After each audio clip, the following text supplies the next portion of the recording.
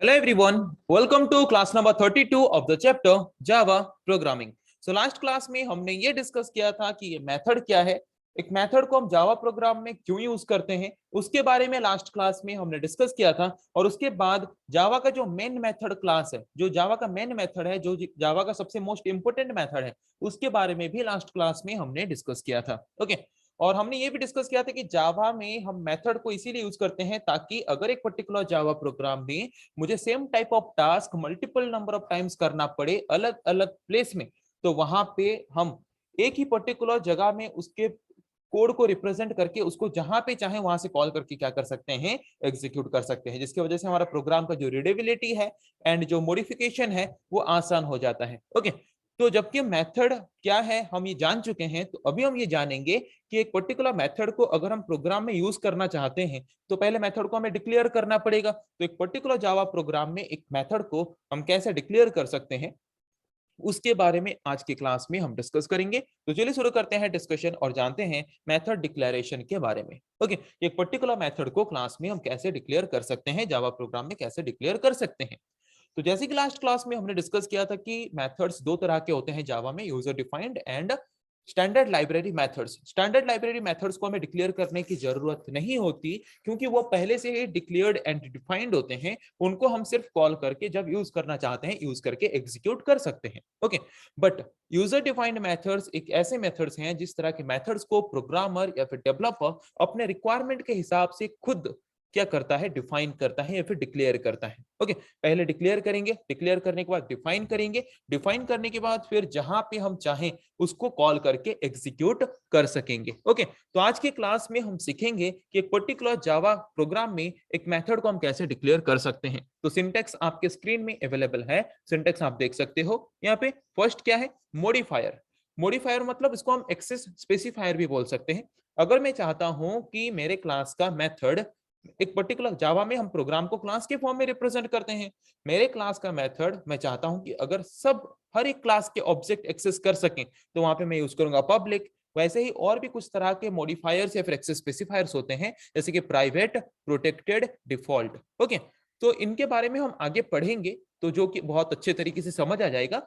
बस यहाँ पे हम इतना जानते हैं कि ये मॉडिफायर जो है, ये मॉडिफायर ये स्पेसिफाई करता है कि एक पर्टिकुलर क्लास का मेथड कहां कहां पे एक्सेस हो सकता है, किस किस क्लास के ऑब्जेक्ट के द्वारा एक्सेस हो सकता है। द नेक्स्ट पार्ट है स्टैटिक।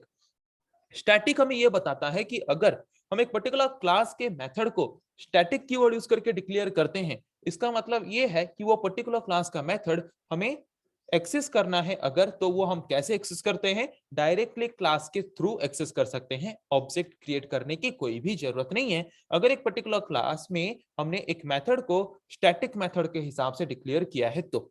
ओके, तो यहाँ पे मॉडिफायर एंड स्टैटिक ये दो कंपलसरी पार्ट नहीं है, ये दोनों ऑप्शनल पार्ट्स हैं। इनको हम चाहे तो यूज कर सकते हैं, चाहे तो यूज ना करें तो भी कोई दिक्कत नहीं है, बट जानना जरूरी है टोटल सिंटेक्स को।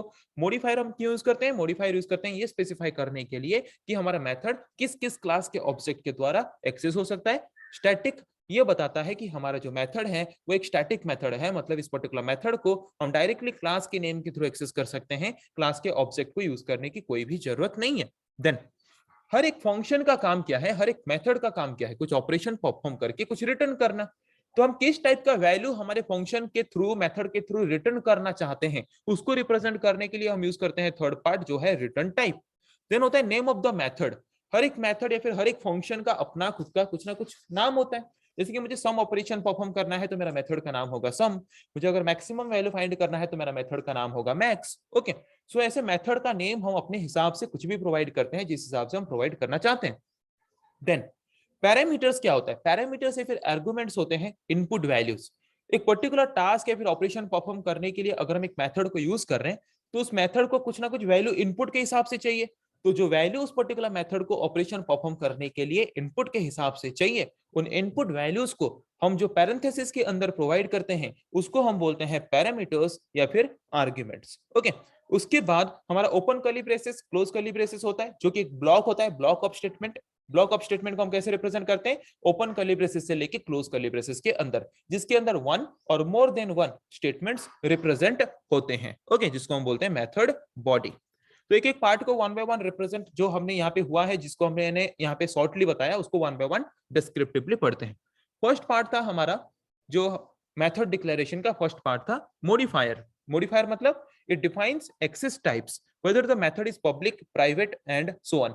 ये बताता है हमें एक्सेस टाइप, मतलब एक पर्टिकुलर मेथड को हम कहां कहां पे एक्सेस कर सकते हैं, किस किस क्लास के ऑब्जेक्ट के थ्रू एक्सेस कर सकते हैं, उसको डिफाइन करता है modifier. Okay, then static.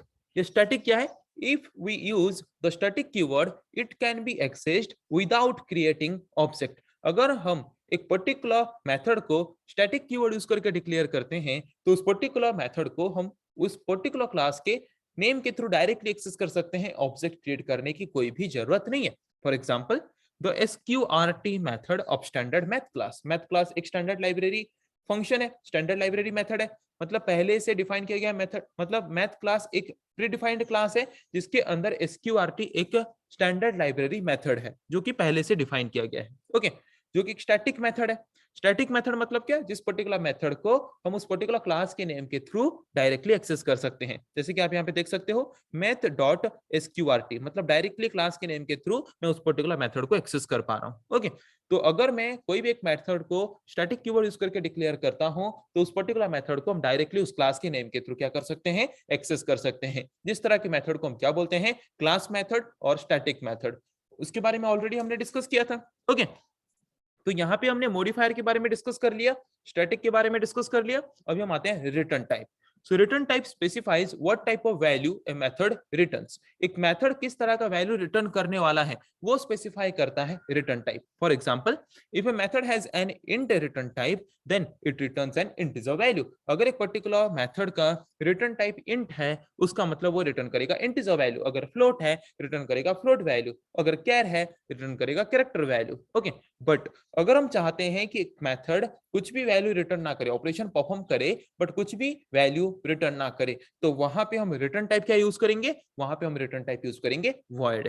Okay, then next part of the method declaration is that method name. Okay, so it is an identifier that is used to refer or that is used to represent the particular method in a program। एक particular programme में एक method को represent करते हैं तो कोई ना कोई नाम से रिप्रेजेंट करेंगे ताकि जब भी हमें उस पर्टिकुलर मेथड को कॉल करना हो उस नाम से कॉल कर सकें। तो वहां पे जो नेम हम रिप्रेजेंट करते हैं मेथड डिक्लेरेशन करते वक्त उसको हम बोलते हैं मेथड नेम। तो और दो पार्ट के बारे में हमने रिप्रेजेंट किया, यहाँ पे डिस्कस किया, return type and name of method या फिर मेथड नेम।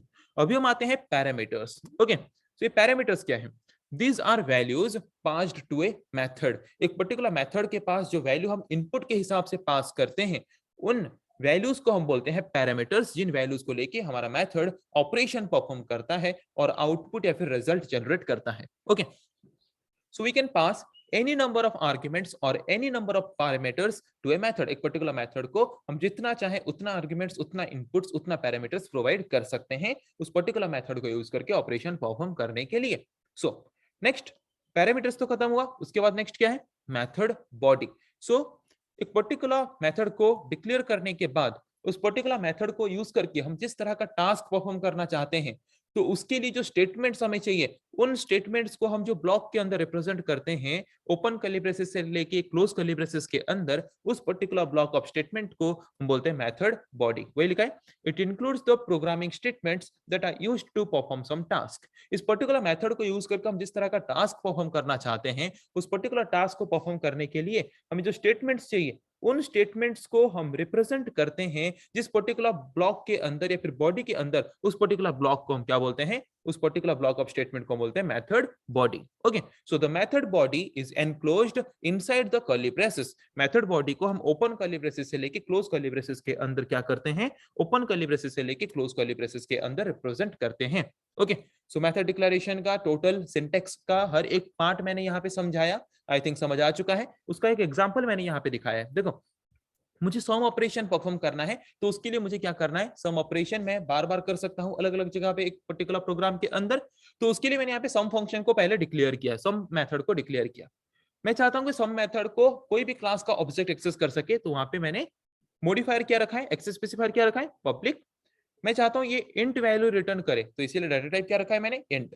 मैं चाहता हूं कि इस पर्टिकुलर मेथड को अगर हम एक्सेस करना चाहते हैं तो क्लास के ऑब्जेक्ट के थ्रू एक्सेस करें, इसीलिए मैंने यहाँ पे स्टैटिक नहीं यूज किया। अगर स्टैटिक यूज किया होता तो हम डायरेक्टली क्लास के नेम के थ्रू एक्सेस कर सकते हैं, बट जबकि मैंने स्टैटिक यूज नहीं किया, मतलब हमें यहाँ पे इस पर्टिकुलर मेथड को एक्सेस करने के लिए क्लास का ऑब्जेक्ट क्रिएट करना पड़ेगा, और क्लास के ऑब्जेक्ट के थ्रू ही हम क्या कर सकते हैं, क्लास के ऑब्जेक्ट के थ्रू ही हम इसको एक्सेस कर सकते हैं। ओके, देन उसके बाद क्या है, उसके बाद हमने दिया मेथड नेम।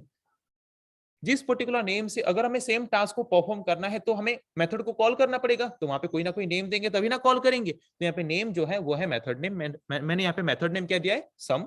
उसके बाद पैरामीटर, मतलब एडिशन ऑपरेशन, सम ऑपरेशन परफॉर्म करने के लिए जो जो वैल्यूज इनपुट के हिसाब से चाहिए वो वैल्यू मैंने पैरामीटर्स के हिसाब से पास किया है, जिसको हम टोटल, इस टोटल फर्स्ट पार्ट को हम क्या बोलते हैं, मेथड हेडर। उसके बाद ओपन कर्ली ब्रेसेस से क्लोज कर्ली ब्रेसेस के अंदर जो होता है ब्लॉक ऑफ स्टेटमेंट या फिर ग्रुप ऑफ स्टेटमेंट, जो ग्रुप ऑफ स्टेटमेंट का काम ये है, ये रिप्रेजेंट करना कि इस पर्टिकुलर मेथड को यूज करके हम किस तरह का टास्क या फिर ऑपरेशन परफॉर्म करना चाहते हैं। उस ब्लॉक ऑफ स्टेटमेंट को हम क्या बोलते हैं, method body. Okay, so I think आज की क्लास में जो हमने डिस्कस किया कि एक पर्टिकुलर मेथड को हम कैसे डिक्लेयर कर सकते हैं, उस पर्टिकुलर टॉपिक के बारे में आप लोगों को समझ आ चुका है। सो नेक्स्ट क्लास में हम डिस्कस करेंगे ऐसे और कुछ टॉपिक के बारे में। आज के लिए इतना ही। Thank you.